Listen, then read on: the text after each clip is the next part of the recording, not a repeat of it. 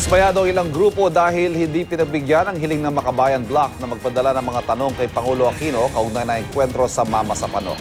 Kaya naman para bantayan ang mga pagdinig, nagpalipas na sila ng magdamag sa labas ng kamera. At may live report si Oscar Oida. Oscar.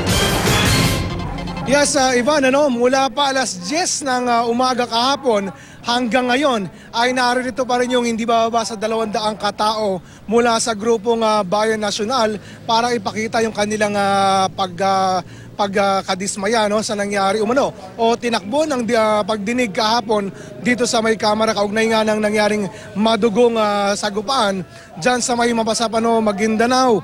At ayon sa kanila ay kinalulungkot nila yung hindi man lang daw pinayagan yung panukala na maimbitahan ng Pangulong Aquino dito sa pagdinig, maging yung panukala na magpadala na lamang siya ng liham bilang sagot doon sa di bababa sa 20 katanungan na gustong masagot ng Makabayan Block.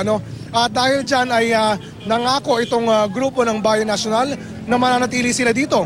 Mamayang alas 10 ng umaga, inaasang magpapatuloy yung pagdinig. Magsiset up daw sila dito ng monitor kung saan babantayan daw nilang maigi yung pagdinig para doon malaman ng mga mambabatas na hindi sila natutulog at patuloy silang nakamonitor sa mga nangyari sa naturang pagdinig. Ivan? Maraming salamat, Oscar Oida.